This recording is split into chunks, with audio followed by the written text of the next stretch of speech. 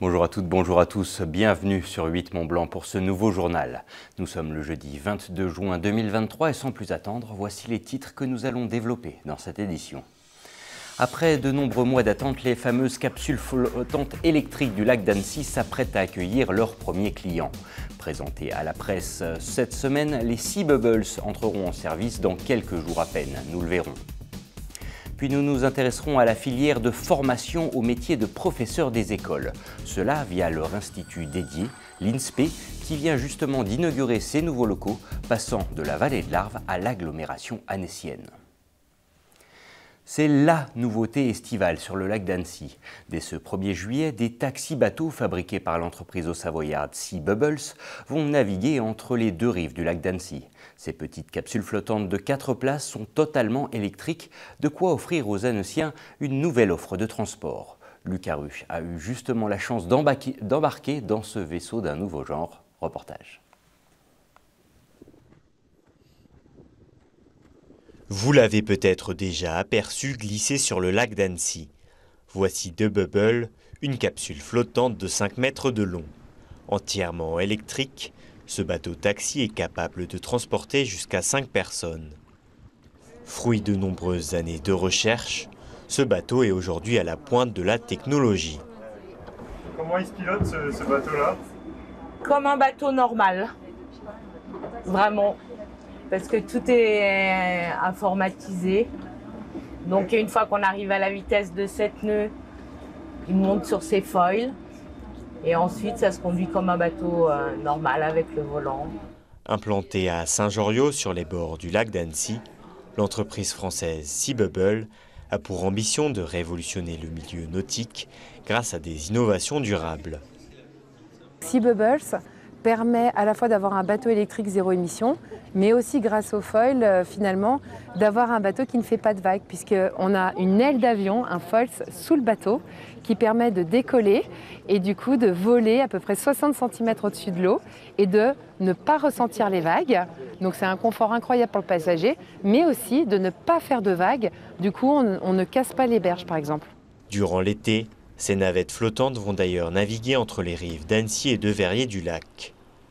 Cette offre de transport a été imaginée par l'agglomération du Grand Annecy, séduite par le projet de Sea Bubbles.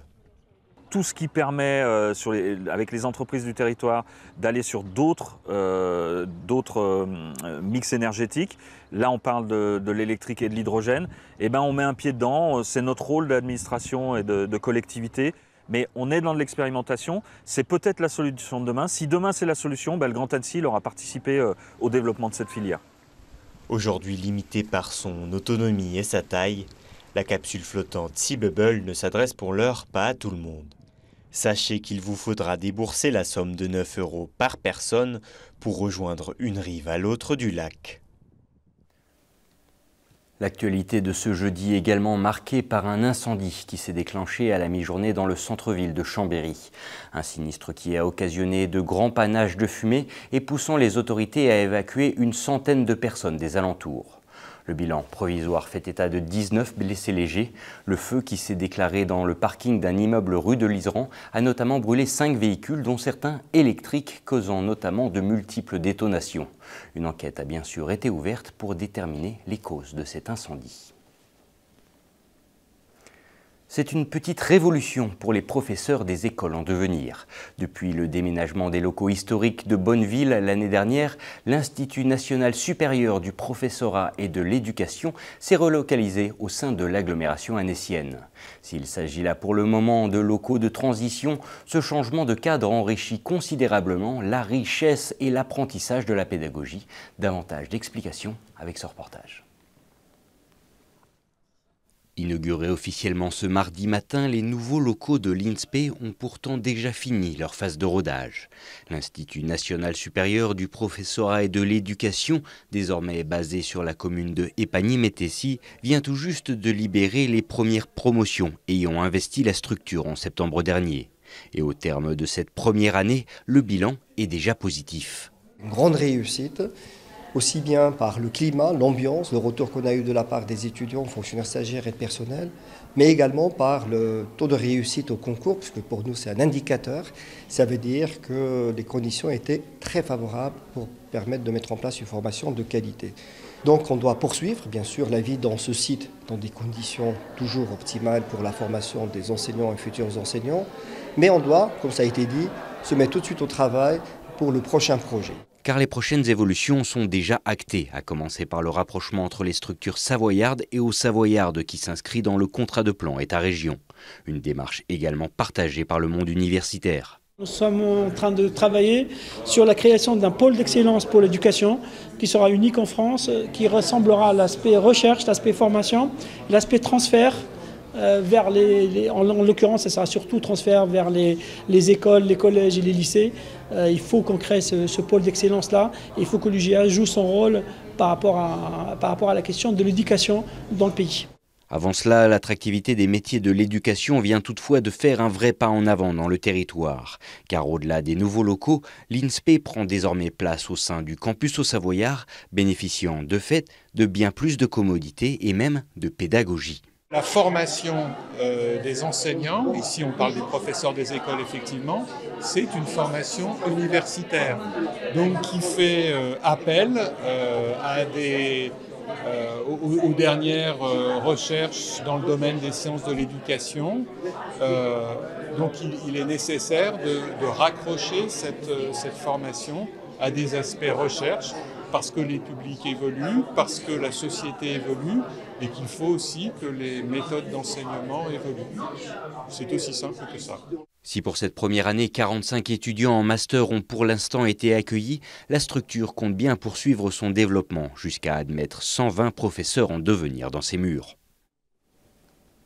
On reste dans la sphère universitaire car l'USMB, l'Université Savoie-Mont-Blanc, devient, après Marseille, le deuxième campus de France à signer une convention avec l'ADOT, l'Association nationale pour le don d'organes et de tissus humains. L'officialisation de ce partenariat a eu lieu ce jeudi matin à l'occasion de la journée nationale du don d'organes au siège de l'USMB de Chambéry.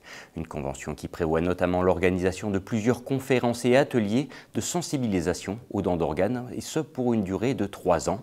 Il est en effet à noter qu'aujourd'hui en France, le taux de refus de don d'organes et de tissus humains est bien plus élevé que chez nos voisins belges ou espagnols. Je vous propose tout de suite quelques réactions au micro de Sébastien Germain.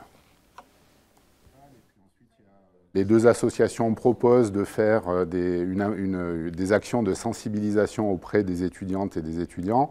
Donc l'idée, c'est peut-être de partir à la fois sur des conférences sur chacun des 3 campus, donc à Annecy, au Bourget-du-Lac et à Jacob, et puis peut-être des représentations aussi théâtrales. Et ce que je dois rajouter aussi, c'est que ces actions de sensibilisation concerneront à la fois les étudiantes et les étudiants, mais bien sûr aussi tous les personnels de l'université. Le don d'organes et de tissus humains, c'est vraiment une cause très importante qui peut concerner tout le monde. Et ça nous semblait vraiment important qu'une université participe à cette cause nationale. Ce sont les jeunes qui sont les mieux à même d'écouter notre message et surtout ils le comprennent facilement parce qu'ils ont vécu avec la greffe.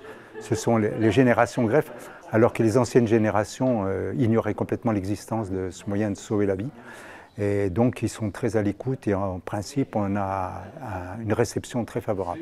En fait, ce qu'on veut, c'est que les gens en parlent entre eux, dans leur famille, dans leur foyer, de telle façon que chacun se positionne. Donc notre rôle, c'est de pousser les gens à en parler et à se déterminer. Ils sont pour ou ils sont contre, mais ils se déterminent. Un mot de sport à présent. Alors que l'équipe de France masculine de basket fauteuil vient de participer au championnat du monde aux Émirats Arabes Unis, l'équipe féminine, elle, est actuellement en stage en Savoie, à Challes-les-Eaux. Accueillie à bras ouverts par le club de local, la sélection tricolore est en pleine phase de préparation pour les championnats d'Europe et le tournoi de qualification paralympique, qui pourrait valider sa participation aux Jeux de Paris 2024. Sébastien Germain a pu assister à une séance d'entraînement. On regarde son reportage.